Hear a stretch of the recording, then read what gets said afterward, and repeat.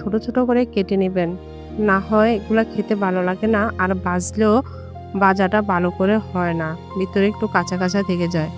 এখন মাছের মাথাগুলো আমি লাল লাল করে ভেজে নেব, একদম যেটা বলে কড়া ভাজা।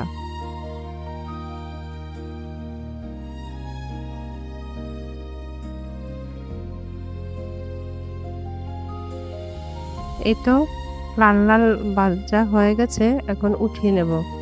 বাকি মাথাগুলো আমি একইভাবে ভেজে নেব।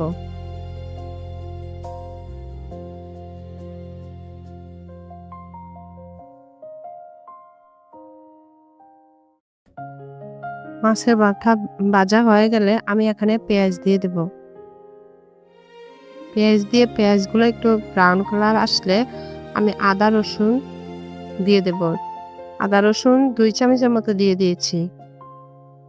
মাছের মাথায় একটু বেশি আদা রসুন লাগে, সেজন্য আমি 2 চামচ আদা রসুন দিয়ে দিয়েছি।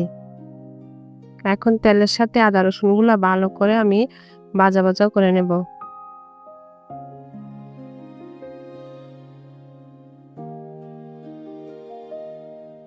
1 মিনিটের মতো তেলের সাথে ভেজে নেওয়ার পরে আমি অল্প একটু পানি দিয়ে দেব, যাতে মশলা দিলে আর না পুড়ে যায়।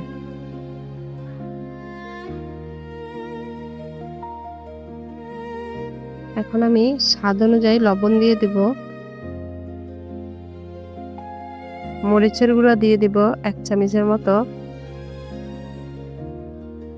হলুদের গুঁড়া 1/2 চামচ দিয়ে এখন ভালো করে কষাবো।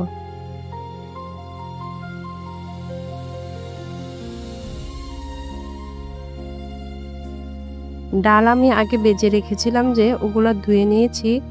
এখন ডালগুলো